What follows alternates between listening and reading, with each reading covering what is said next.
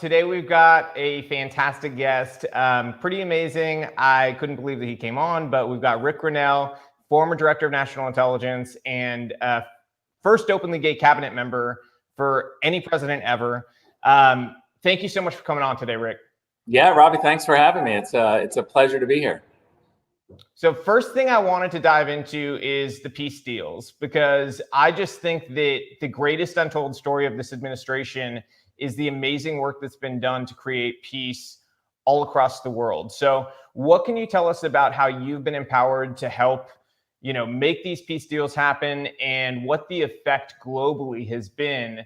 And am I wrong to think, this is sort of a second parter, but am I wrong to think that he is the peace candidate in this election? He's the anti-war candidate, obviously keeps our military ready, but he's not looking for fights. Yeah, look, I'll try to be quick and give me the cutoff if I go too long. I try to be substantive. So, when there were 17 Republicans on stage early on in the process, and they were all fighting for the nomination, there was one candidate that actually stood out and said, these wars in Iraq and Afghanistan, we got to bring our troops home. We've spent too much money. I'm not sure that's it's really a focus on U.S. national security anymore. It's about other things. That candidate was Donald Trump, and he was wildly mocked by the foreign policy establishment then, because he said that the Bush wars were wrong. He blamed Romney and McCain and Bush in a Republican primary, and everybody said, that's a disaster. You're going to absolutely not win the nomination. And what we saw is that the grassroots Republican voters were really responsive. They liked that message. I think that they became tired of war. And so you remember Donald Trump said in the debates to Hillary Clinton, you voted for the Iraq war. I thought it was a disaster. That was flipping the script on Republicans and Democrats. And the establishment in Washington never really understood that. Now, fast forward to all of these amazing moments through foreign policy, taking out Soleimani, putting the JCPOA on ice, the Iran deal. We sent messages to the Arab world, to our allies in Europe, that Donald Trump was not just going to start wars, that he was going to finish wars and bring our U.S. troops home. At the same time, Trump built up the military and demonstrated that he could, for instance, enforce the red line in Syria when that needed to be done, and he strategically used our military to bomb. So I think the combination of using the military, building up the military, but bringing our troops home really was something that shifted the Arab world and our allies into saying, okay, this is the true peace through strength candidate. He doesn't want to start wars. And so suddenly now we're finding the Arab world racing to do peace deals. And then even the Kosovo and Serbia, which I hope we can get into, that deal was all because the Serbs and the Kosovars came and said, hey, we think this is a moment in time. We were ignored for 8 years by the Obama-Biden team. How about looking at our situation and helping us? And we did, and boom, look what happened. We're on a peace campaign with economic normalization. I definitely want to know more about that deal, because there's sort of a story within the story there that I thought was really interesting. There was a disputed lake that they could never agree on the name to. And they've suddenly, as part of this peace deal, they've agreed to rename it Trump Lake. Could you tell us how that happened and sort of the story behind that? Look, this is yet another one of those, it only works if there's an outsider thinking differently type of situation. And that's what Donald Trump is. He's the outsider who comes in and he says, this, Iraq war doesn't make sense, or this doesn't make any sense to me. And so we were negotiating about several things between Kosovo and Serbia. And the traditionalists, the Balkan experts at the State Department all said, you got to sit down at the table and talk about political issues.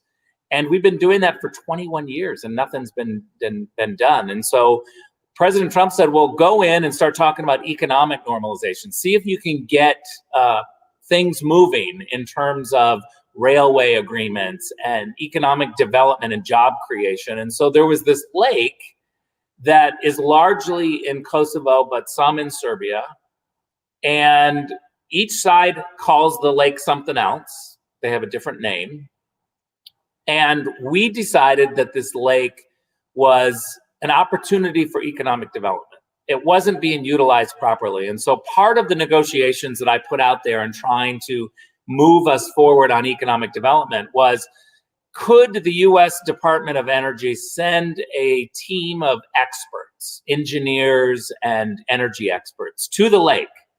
And could we launch, U.S. government paid, a feasibility study of how we could work together to maybe come up with energy ideas for the lake or job creation? You know, there's a whole bunch of things that waterways, large waterways with dams, can actually benefit the region and the people. And so it wasn't being utilized. We put it out there.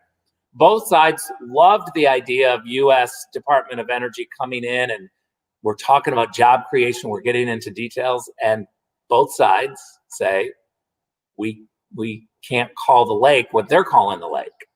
We got stuck on the name of the lake.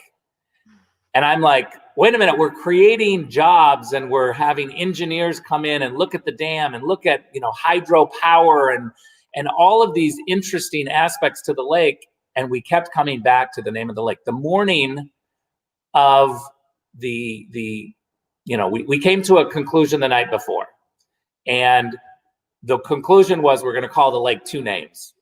The name that Kosovo calls it and the name that Serbia calls it. The next morning, both sides, no, we can't call it their name. And I'm like, we're going to break down over the name of a lake? This is crazy. So I forced them to just say, we're going to call the lake your name / the other guy's name. And we put it in there. It was a point of real problem. Going forward, they kept both wanting to renegotiate over the name. And so I jokingly said, because I didn't know what to call the name without making one side or the other upset. So I said, I'm just going to start calling this Lake Trump. And immediately, both sides said, actually, we could go with that. And so now it's like taken off. They put up a sign, they're calling it Lake Trump. It's the compromise to a very complicated issue, but it started off as a joke, and it's actually working as a solution. I'm going to turn it over to Landon for a question, but I have to say, like, just the way that story is told is a great example of the fact that sometimes the foreign policy wonks, like of the past, really overthink problems, and sometimes the answer is very simple. It doesn't always have to be a complex, world-saving solution. Sometimes it's just something very simple. Yeah, exactly. Yeah, it speaks to your effectiveness and leadership. And I wanted to segue that into a question. In your role as Director of National Intelligence, I'm sure you've made a lot of changes. Sure, some you can't talk about, but what kind of changes did you make that you can speak to that you think created long-lasting change that we're going to see the effects of? Well, let's just admit one thing, that the left will go completely crazy unless I correct everybody and say I was only the acting Director of National Intelligence, because they hit me hard on that. But I came in and philosophically, the whole office of the Director of National Intelligence, DNI, was created after 9/11. And it was created as a solution to a very real problem that the intelligence community had, which was they weren't talking to each other. We had, multiple agencies. There's 17 intelligence agencies now. And they weren't talking to each other back then. And so the solution that was created after 9/11 was to create another bureaucracy, ODNI, in order to kind of facilitate the other agencies so that they could talk to each other. Philosophically, it just doesn't make sense to me that you would create another bureaucracy because the bureaucracies weren't talking to each other. Yeah. And so the solution, I mean, the goal of trying to get people to talk to each other is a fantastic goal, because I think it's really needed. But as somebody who is a consumer of intelligence, my first intelligence briefing was in 2001. I've had thousands of briefings since. I know how intelligence is consumed by policymakers, and I know what we need. And there's this concept of nice to know versus need to know. And a lot of our intelligence collection is just nice to know information, but it's not always needed or crucial information for policymakers. And so what I tried to do, this is a long answer to your question, to say, how do we reform ODNI so that it becomes smaller? You know, the idea in the beginning was it should be about 300 people, and it ballooned to like 1,500 people. So how do you make DNI smaller, more nimble to work with the different intelligence agencies? And how do you make sure that it's not creating a problem or more bureaucracy to get in the way of utilizing actionable intelligence? The other thing that I always try to tell people is, remember that intelligence is just an estimate. The collection people figure out what they think will happen, and then the analysts try to put the pieces together to say, okay, we see this point, we believe that this will happen in the future. That's an analytical piece, an estimate of what experts think might happen. Very important for policymakers to understand that intelligence is only an estimate. It's our best estimate, but sometimes it's wrong, like we saw in the first Gulf War. We underestimated what Saddam had. In the subsequent second Gulf War, we overestimated what Saddam had. And so I just want people to always understand that the estimates are just that. And when you get these leaks to the media of raw intelligence, it's really terrible, because you're informing the public and policymakers who aren't looking at the details of something that seems black and white about intelligence when it's never black and white. We have a real problem in our country right now with the media, that nuance and context doesn't sell. Nobody wants to click on a big long interview of something that gives you context. We want to have, a microwave generation of 140 characters in a tweet that just says, this is exactly what happened. Well, the world isn't like that. And so we need people like you guys to have these longer conversations. And the consumer of news has a responsibility to listen and to take in the nuance and the context, because it's incredibly important. And I think our country is suffering because we have too many people who just want to see it in a tweet and then believe it. Right. I mean, I was going to jump to, the future of media, because at the very least, it's just disinformation and divisive, right? But then at the worst, it's a national security threat.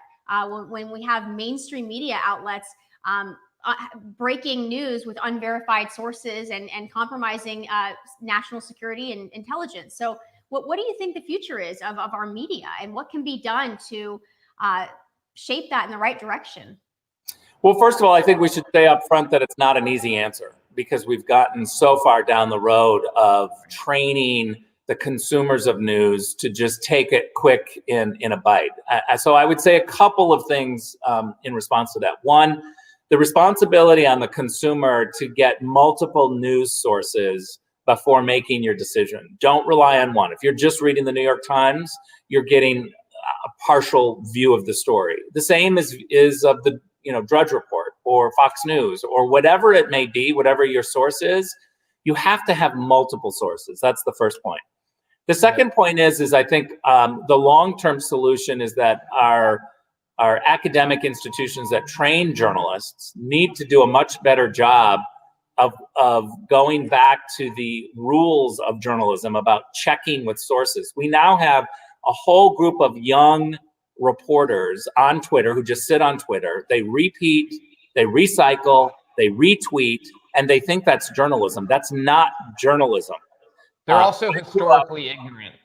Yeah, I grew up in the age where you didn't write about someone. You never said their name unless you called them to check the facts. Now what we have is Politico writes a story, ABC News will literally recycle that story as truth and then just put as a caveat, according to Politico. So ABC News' source is now some guy at Politico, who probably didn't have any real sources and never called. I see it because it happens to me on a daily basis.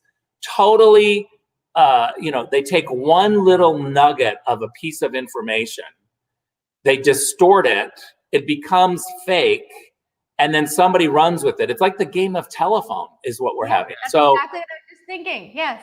If the right person in media said it, they could literally start selling time traveler sources. They could be like, exclusive. A time traveler has come back. We have an exclusive source, the New York Times, and Rick Grenell is going to be president one day. We need to really hammer him now. People would believe it if you have the right, logo on the top of the news site. And that's something, like you said, is an indictment on the fact that, a lot of this goes back to personal responsibility, which I think is something that Republicans really, we inherently understand. It's part of sort of our innate morality is taking personal responsibility. And us as news consumers, we do have a personal responsibility to be more judgmental on what we're consuming. And like you said, it's so important to take in different sources. And to have that nuance, right? To do what we're doing today, which is it's not black and white. Undoubtedly, we're going to have somebody from Politico pull this clip, take one little sentence of what I said or what you said, blow up a whole news story, and give a distorted view of our conversation. And so I go back to the fact that too many young reporters are distorting the process. And I think the third solution to your question is we need the experienced journalists, the unbiased journalists, who I think are the editors that are hiding behind the desks. I hope that they are. We need them to step up and to retrain these young reporters who are reckless and who aren't checking with their sources. And we all need to remember that we need to watch longer pieces like this and get the context before you're rushing into a judgment about something. I think you also need to know about bias, and people need to be very real about bias. A good example of that, this is a nice segue that was totally unplanned, but which no one will believe, but it really is totally unplanned. Jake Tapper at CNN recently was in a big story of his own, which, by the way, first rule of journalism, don't make yourself the story. That's been broken. He went to Sean Parnell, who, if people don't know, he's running for Congress against Connor Lamb in Pennsylvania. And he's an incredible candidate. Everybody knew this going into him getting into a race. Jake Tapper had reached out to him apparently and tried to sort of swerve him into a different direction to run in a different district so that his friend Connor Lamb wouldn't be facing such a difficult candidate. When this news came out that this was something that, they had good sources on, you asked Jake Tapper, you said, is this true? And you gave him, to your credit, the opportunity to, be able to say yes, no. I'm trying to find it so I can show people exactly what he said to me. So keep going. Yeah. And so he denied it, and this is something that, it was an unequivocal denial. It wasn't one of those things even where, in newspeak, sometimes they use this sort of interesting, our viewers can see it. And he didn't use the news speak that a lot of people would expect, where they leave a little caveat, a little area that's open for, oh, well, this is what I really meant. It was an unequivocal denial. And in reality, yes, he had tried to steer Sean Parnell in a different direction to not go into that race. What effect do you think media is having on actual elections, like cases like this with Jake? And what responsibility do places like CNN have to do something about this? Because, if you're somebody like Donna Brazile right now, you've got to be pretty upset that you lost your job after you shared debate questions with Hillary Clinton, but Jake is totally fine and safe, while he's trying to interfere in an election. I'm glad you brought this up because it's really outrageous. And I think the biggest outrage is that CNN doesn't care. The admission that our reporters and anchors can literally play in congressional races. We got to remember that Jake Tapper is a former Democratic staffer. He worked as a staffer for a Democratic congresswoman from Pennsylvania.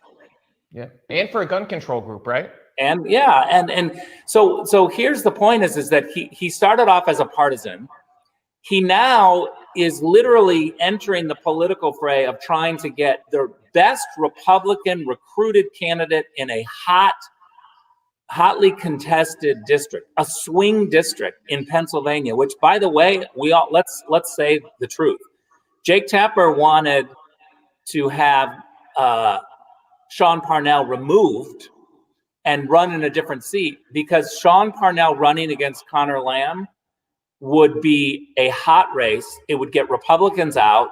Sean may win that seat, but in the meantime, it may swing the whole state because we would have a Republican superstar running and getting more votes in that district. And so here in a presidential election year, you've got Jake Tapper, who's a smart guy on politics, saying we can't have a potent, strong Republican candidate in a swing district in Western Pennsylvania. It might swing the whole election. And so what does he do? He goes to Sean and he says, hey, why don't you get out of this race and why don't you go run in a different seat, a safer seat where you don't get so much loud noise. Now, if you're Sean Parnell and all of a sudden Jake Tapper, who hosts a nightly show on CNN, is telling you not to run, I think your first reaction is going to be, is this coming from CNN officially to tell me to get out of the race? And two, are you going to now dirty me and push me and attack me constantly in this race if I do run? Think about Sean. He's now thinking, if I do run, I'm going up against Jake Tapper and CNN because they're coming at me. This is really an outrage. For Jeff Zucker at CNN to ignore this scandal says so much about CNN. And you've got Wolf Blitzer there who's never said a word about this. You've got all of these people who claim to be real journalists ignoring a scandal right under their nose. I think it's outrageous. And it says more about CNN than it does about anything else. And people should be outraged that this is now normalization of playing politics by a news outlet. The board that owns CNN should literally get involved and figure out how to fix this because Jeff Zucker has tanked CNN's credibility. Absolutely. And I mean, to your point, if I was running in a race and, Jake Tapper or Brian Stelter or one of these people reached out to me and basically, I would take it as a veiled threat in the way that it happened. It's like, hey, you run in this race, you're safe, and we'll make sure that you get, decent. Of course, PR. everybody did. You run in this race, we're going to assault your character. And that's exactly how I would take it. And I would do the same thing that Sean did. And I would tell him to, kick rocks and I'm going to run in the race I want to run in. But look, the fact that they do that. Let's also be fair so that because I think you're exactly right. That's how we would take it. That's how it seems. Jake Tapper has said that he didn't mean it that way. And Jake Tapper has said, oh, no, I'm not trying to not get you to run. I'm just trying to help you get into a safer seat. So it's a veiled threat. It's certainly, I agree with you, Robbie, that's the way I would take it. As I said, I would take it as I'm now running against CNN. I always lay things against Occam's razor, and that's the idea that basically the simplest, explanation is the correct one. And you got two ideas there. You can either say Jake Tapper suddenly is trying to help a Republican get into a seat, which I find very hard to believe, or that he's trying to help a Democrat stay in a hot seat and keep a swing district from exploding with Republican votes, which makes a hell of a lot more sense to me. So, I would tell viewers again, that personal responsibility to sort of analyze yourself, what makes more sense. I think that everybody can kind of do that work for themselves in their brain in terms of what makes sense, which, by the way, I just want to point this out. This is myself, not Rick speaking. I just want to point out what a hypocrite Brian Stelter is, because he has a project called Hoax that's about how the media, is full of hoaxes and doesn't, go, and he's talking about right-wing media and doesn't, go after everything they should go after. Your whole network has totally abandoned this story. So until you guys actually attack this story, Brian, you have no place to be talking about media hoaxes at all. I just want to put that out there. I agree. Well, I wanted to, we have limited time with Rick today, so I want to kind of go through these next questions. And in your role as ambassador to Germany, what surprised you most about the EU, the politics there? And what does the future look like with this America First agenda? So I spent 8 years at the UN, and I have to say that every country acts in their own self-interest, and we're the only country that gets in trouble for it. The 193 countries at the UN, and they all are pushing their own personal agenda. I've sat in thousands of negotiations, diplomatic meetings and negotiations, and I've never been in one where the other side doesn't ask the United States to do something that benefits them. It's constant. It's, hey, can you help us out here? Can you do this? Can you do that? We know it's to benefit Germany or whatever country these diplomats are representing at the time. And so I think that the America First agenda is an unapologetic push to do exactly what all the other countries do, which is to fight for our American people. When I was in Germany, I would say to my socialist friends there, be careful what you teach Americans, because the socialists in Germany want to only spend money domestically. They don't want to buy, attack helicopters. And they would rather, pay for a kindergarten program, a new airport, or a new opera house. And I would never get angry with my socialist friends over there. I would say, I get it. You want to spend money domestically. You don't want to pay for your defense. I understand that. But be careful what you teach the American people. Because when the American people decide that their airports are really crappy and that we need to spend money on our airports or our roads, in Europe, they have, people always attack me when I say this, but it is largely true. And so take it in context. They have free healthcare and free education. And everybody always is like, well, it's not free. It's through our taxes. And that's not true. And it's free because they have high taxes. If we decided to go that route and have free healthcare, free taxes, great opera houses, incredible roads and infrastructure projects and airports, we wouldn't be able to pay for the defense of other countries. And this has been a policy, by the way, of Bill Clinton, George Bush, Barack Obama, all of the presidents before us have said that NATO countries need to pay their fair share. NATO countries have ignored us until Donald Trump made it a big issue. And so I think what you have to understand is that the Trump administration believes very strongly in a strong, united transatlantic alliance. We need our European allies. When I walked into the UN General Assembly Hall and I would see this huge mammoth hall of countries and placards of every country's name and diplomats sitting behind those placards, it's pretty intimidating. And the first thing you do as an American is you look for your European allies because they believe in democracy and human rights and the rule of law.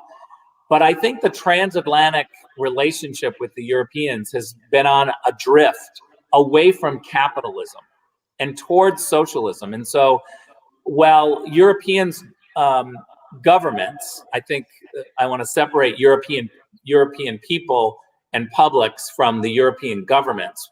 European governments have complained about Trump being too strong and not caring about the transatlantic relationship. I want to be clear that the president of the United States cares very deeply about a strong transatlantic alliance, but we feel that the Europeans have gone adrift towards socialism. And so we're trying to pull them back into a strong Western-facing alliance, unequivocally Western-facing, unequivocally capitalistic. It's because we care about the relationship and we're trying to pull them back. They say we're being mean-spirited and not listening to them. Joe Biden wants this consensus idea where America puts its idea forward, the Europeans put their idea forward, and we meet in the middle. And you know what that makes is a bunch of jello. It means that the Europeans get to veto our position. When we go to the Security Council and there are 15 countries inside there, we literally throw our idea out and then it's garbled up with 14 other countries and it becomes the lowest common denominator of what 15 countries believe. I don't like that system. everybody talks about consensus being a positive. I think consensus sometimes is a terrible idea, because what happens, and people are going to blow this up and try to pretend like I hate consensus. I make this point that sometimes consensus vetoes a very good American idea simply because we allow someone on the other side to water down and dilute a very good policy just in the name of consensus. This is what Joe Biden wants.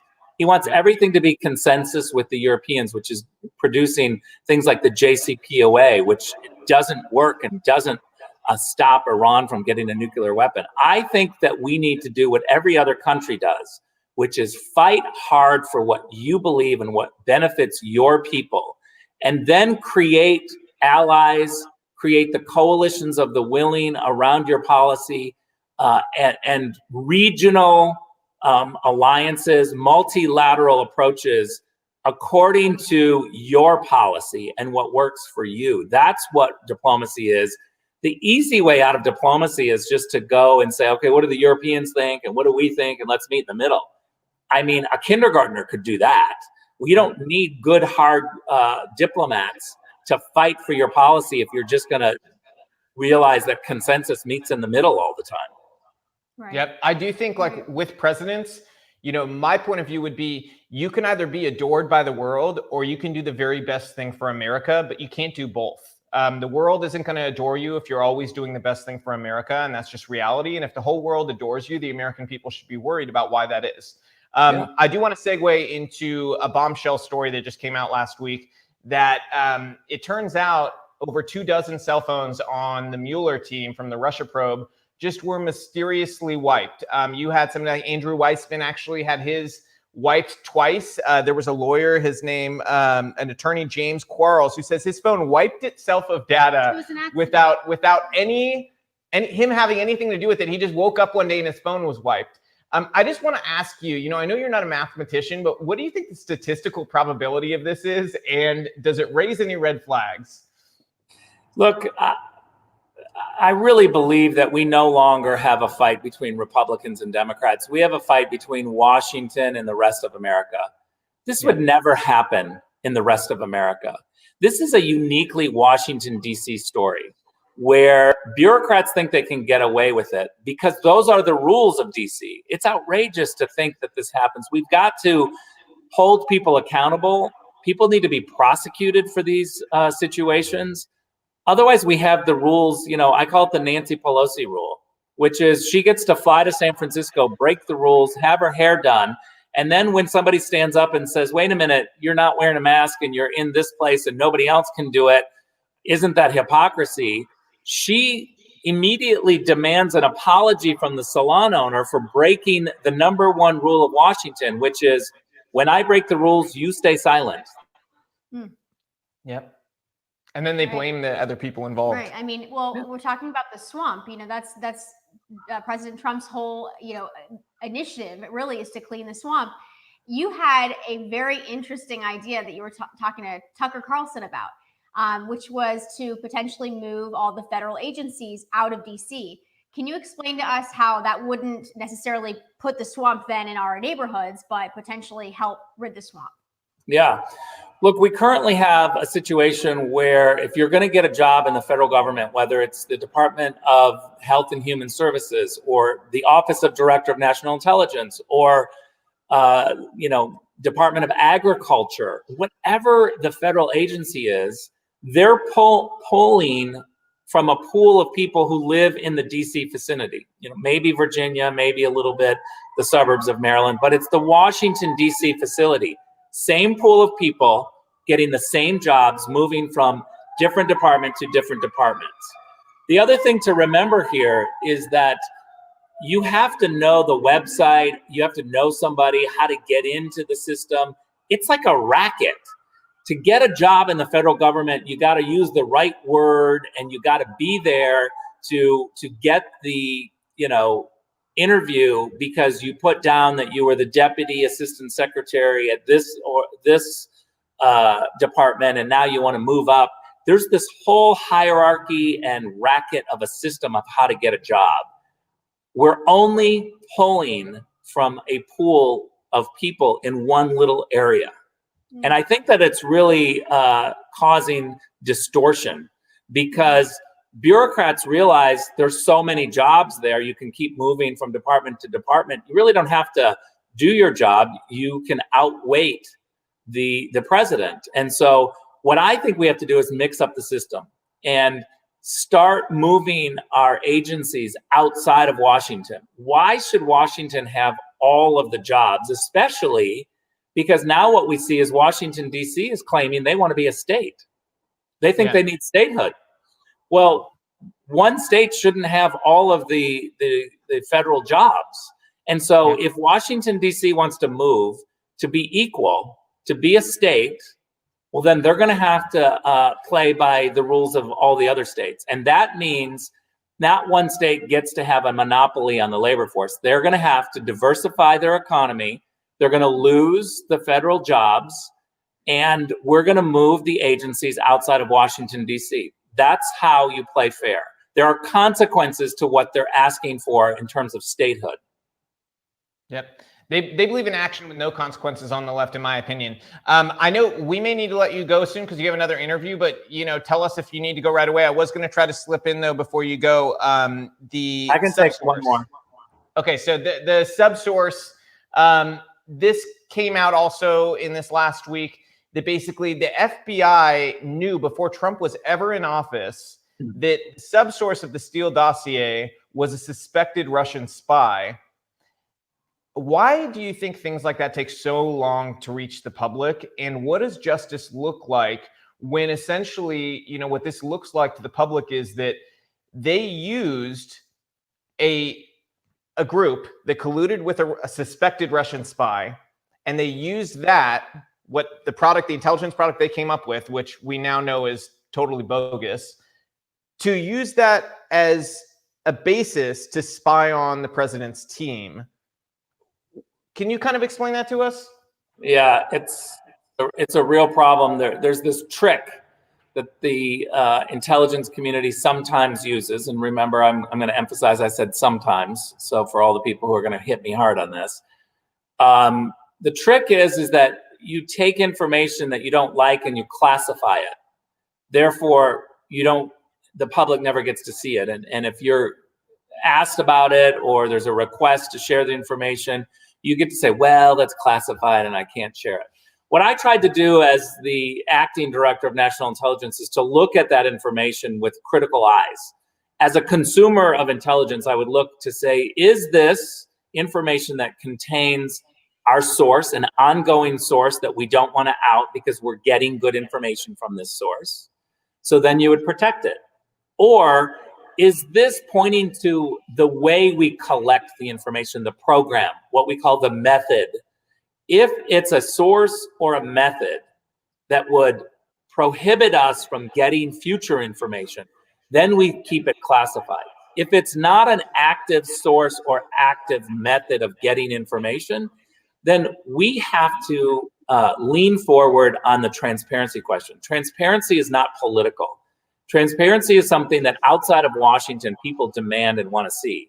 And so what you're seeing now is drip by drip, little pieces of information being declassified, which point to the problem. Early on in the Russian collusion Steele Dossier process, there were intelligence officials, career intelligence officials, who raised their hand and said, I don't think this is true. This has holes in it, or you're getting this information from an actual Russian source because they know about what you're trying to do. And so Russia is pushing propaganda into this situation. You need to be more skeptical. Those voices were pushed aside, classified away, because there was an agenda at the top of the FBI, a stated agenda that we got to go after this guy. And so they allowed the bureaucracy to classify and push aside the early warnings that were happening on this. This should have never come to a full investigation like this. Several people tried to say this is baloney. We should stop this. But there was an agenda, a weaponization of the U.S. government. And we have to get to the bottom of who is responsible and prosecute people. And I don't say that lightly. I think that it's really important to send the message that transparency is really important. Those people who are fighting for transparency and getting attacked for trying to share more information rather than less information should be celebrated, and that we should really call out those individuals who are trying to do this secret stuff. There are too many people who go on television and say things like, oh, the collusion was unbelievable. You can't even believe what I saw. I can't tell you, but it's bad. And then under oath, say a completely different thing, where they say, I didn't see anything illegal. That's the ways of Washington. And we've got to stop that. And I go back, and I just want to finish on this point that I've said before, which I think is really important. We no longer have a fight between Republicans and Democrats. We have a fight between Washington and the rest of America. Yep. And that's what I worry about in this upcoming election, especially with all of the changes that are happening with mail-in voting and everything. I just want to thank you so much for coming on today. And I want to note before you leave that I hope people who are independents take a look at this exchange and they watch us, and they can see a major change has happened over the last 5-6 years. And seeing a party where people like us, people like you and us, I don't think we are the visual that people used to have about what a Republican looks like, sounds like, or is like, or what their background is. But this is exactly who we are. And this party, our tent has gotten a lot larger. And I hope people can look at that and see what a great thing that is. So as you leave and sign off here, do you have any message for people to get out the vote? Yeah, look, I think what I would encourage people to do is to really understand that Donald Trump is the outsider. The first time that he went to Washington, D.C. to stay the night was for the week of his inauguration. He's truly an outsider. He doesn't play by their rules. And so the system of Washington, the insiders, the people that have been there for 40 plus years, Nancy Pelosi, Chuck Schumer, Joe Biden, all of those insiders who literally love the system because it's a secret protective system. What did they do when they had, these 15 plus Democrats, new generation Democrats, all sorts of different people, some outsiders trying to get the nomination? What did they do? They rejected all of them, and they went for the ultimate insider, because they've had a taste of what it's like with Donald Trump, the outsider, and his team, the outsider, who think differently, who don't play by their rules. They are in a fight for their life. They went back and pulled the guy out of retirement who they can trust, and they know because he plays by their rules. There is no secret for them on how Joe Biden will play. He will play by their rules. It's incredibly important. If you don't like President Trump's style, it's incredibly important to understand his style is working, because you need a bull in the china shop to tear down the walls of Washington, D.C. You can't have someone who is well-behaved and playing by their rules. They want to control Republicans. They want to control the people who come from the outside, and Donald Trump is not controllable in their eyes. We need an outsider. If you ever want to reform a place, get the guy that won't play by the rules and who doesn't care what they say. And part of their system is not just politicians, it's the media. He's fighting against them as well. Yep. I mean, we could have you on probably for like 3 hours. So thank you so much for joining us. Thank you so much. I think bull in a China shop, by the way, is the perfect saying for President Trump, because China's essentially trying to make the whole world its shop. And, the Trump and his administration are essentially the bull that is making sure that doesn't happen. He's the great disruptor. The great disruptor. Mm-hmm. So thank you so much, Rick. We have a million more questions. I'm going to beg you to come back for those questions, but thank you so much. Really appreciate it. Thank you both. Great show. I really appreciate it. Thank you. All right, guys, thank you for watching today. We will be back soon with another episode. We have Don Jr. coming on soon. Yes, Donald Trump Jr. And we will probably dive into some of the same stuff. So thank you, guys. Really appreciate you guys watching today. Thank you, Rick. Thanks, Rick. See ya. All right, guys, have a good day. We'll talk to you soon.